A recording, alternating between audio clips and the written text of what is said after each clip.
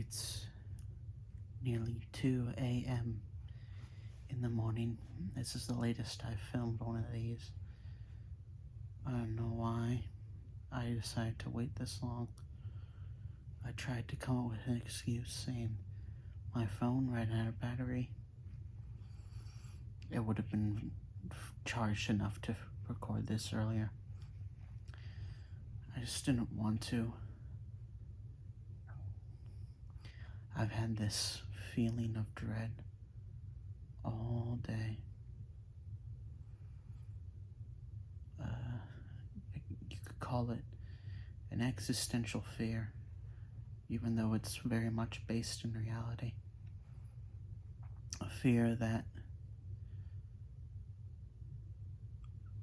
a mistake could follow you for the rest of your life, and there'd be nothing you could do about it. No matter how many times you change, you get better, you do good, this one mistake will follow you, it will haunt you, it will never let you go, and you develop fear and anxiety over it, paranoia, and a resentment grows against yourself, against what you did, who you did it against, what you did it against. It's like it becomes this weight on you. It grows heavier and heavier, at least it feels like it does, as you get older and older. And it's always there.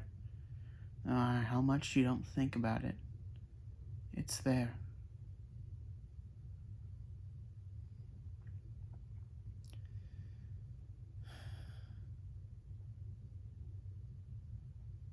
I don't think we're allowed to make mistakes anymore. It just feels like that.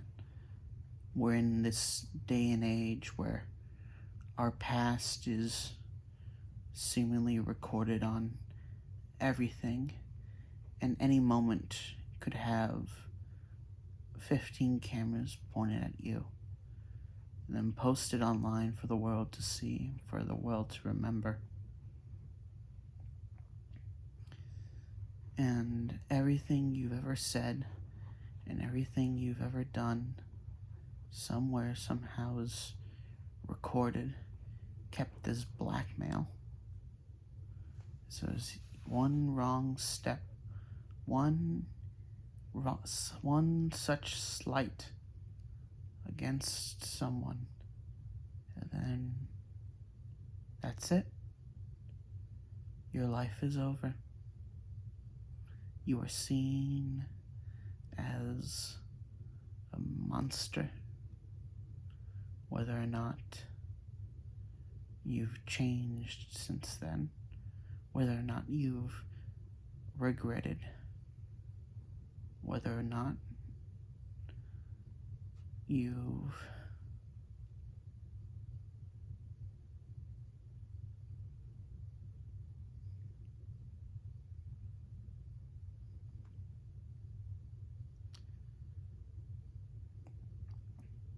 when is it possible to move on? When does the heartache, the too quiet nights, the random bouts of tears and screams, when do they stop? When does thinking about people and things and events in your past, When does it stop cutting your heartstrings? Does it ever stop? I'd hope so. To live an entire life of regret, that's surely no way to live. And yet, some of us do.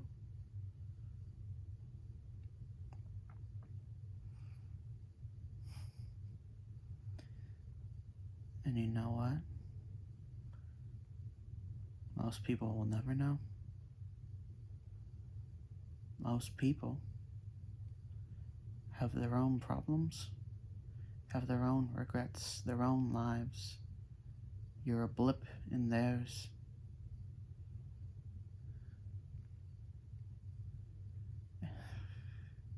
And yet it still consumes you. This fear that they will remember, that they will hold you as this thing, this monster, this great evil, when you are just another human.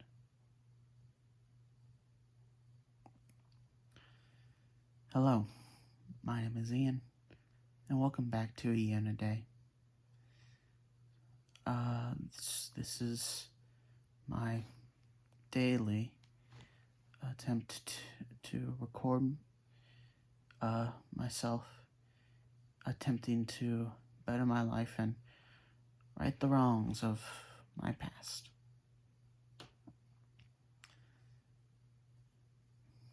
I mentioned last night that I get weird when I don't sleep.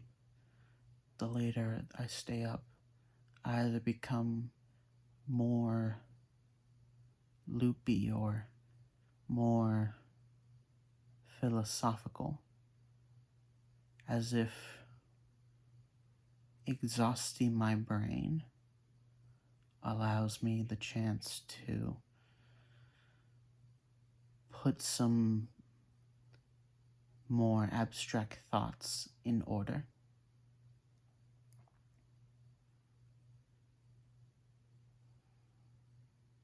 But it also is a dangerous balancing act, because the social inhibition goes away.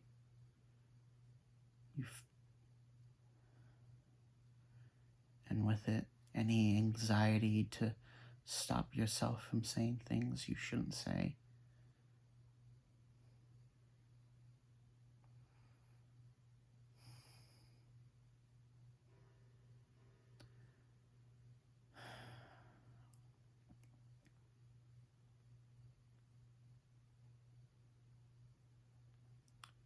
Why do I want to go back?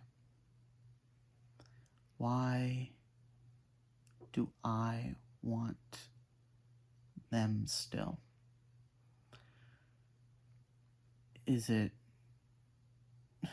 some need to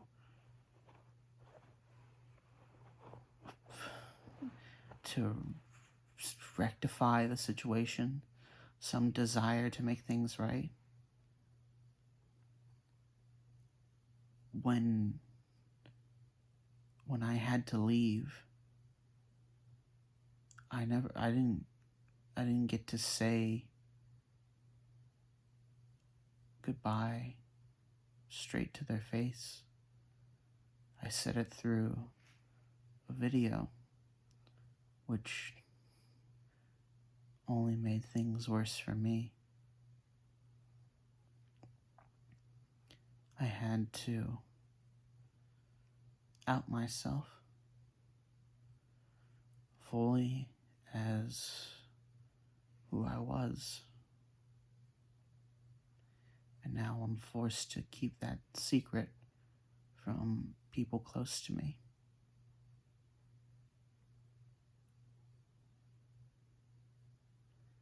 I can't talk to anyone else about it, save for a few folks online.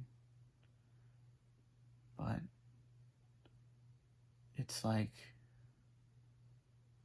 I mean, I think it was traumatic losing them all of a suddenly. It's so unexpected in my mind. Though I don't blame them. I kept pushing and pushing, and I just didn't stop. Time and again they warned me, and I just didn't stop. Because I thought it was all, fun, and haha, aren't we all on the same page on this thing? Me and my assumptions. My mind making connections, decisions, choices that apparently most normal people don't make. And it usually gets me in trouble. Ain't that swell? And now here we are, wallowing in the misery. It'd be so easy, wouldn't it, to just go, ugh, who needs them? It's just a bunch of internet strangers, isn't it? Could go on living your life, make a new name for yourself, get new friends. But they aren't those friends, if they even still are my friends. That's a fat lie. If they even still are my friends. They've probably moved on.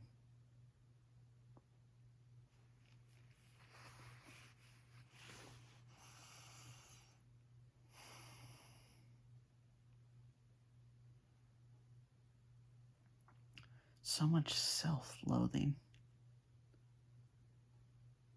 So much seeing myself in the worst light.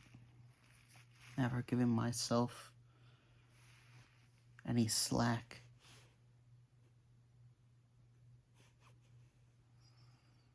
So critical. Always seeing this as being meta. As like, oh, he's acknowledging his flaws. Oh, woe is him, Take pity on the poor artist. Pathetic. Even though it's true, I can't take myself seriously. I don't think I'm worth taking seriously.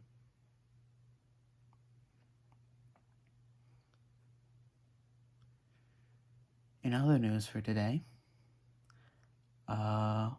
watch the next 2 episodes of My King Eternal Monarch, where we finally got to the time travel. So that's good. Now we're changing the past, which is we're breaking so many rules of time travel here. So you don't mess with the prior flow of time. You don't do that, because it could have severe effects on the future.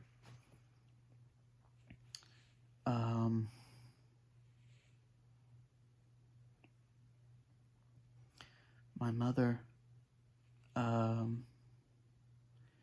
brought a child over that she helps to take care of, and I played with her a little while my mother ate lunch, and I didn't know what to do. Because she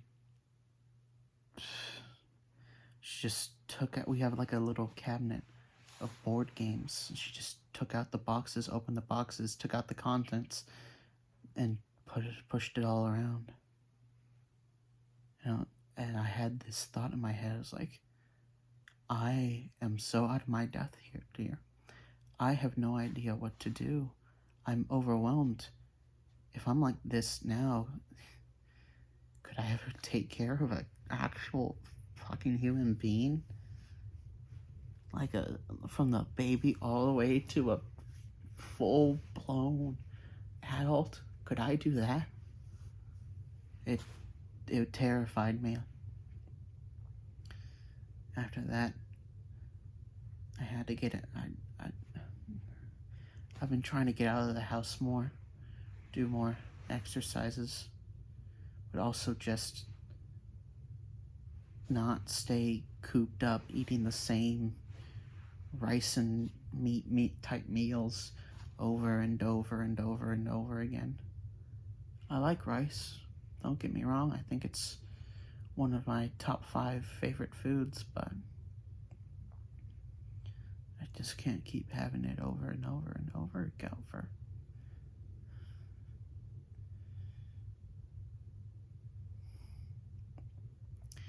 Came back. Now have study material. Mom went to the library, got the actual books for the GRE stuff. I rag on my parents a lot, but they are good people. I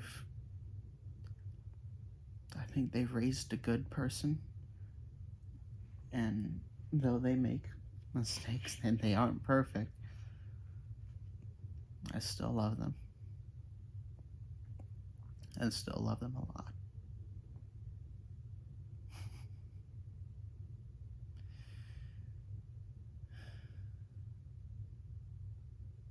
Had some baked ziti and some garlic bread for dinner. It's very nice. And now we're here.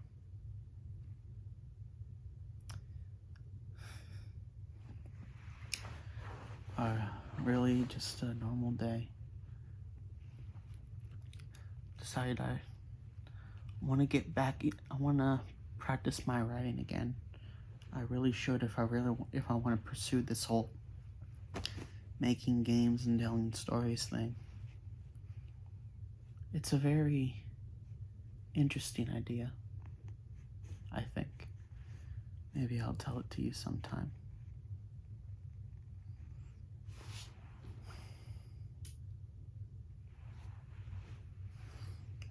I think we'll call it there. I've been Ian. This has been A Year and a Day number 53. 2, 3.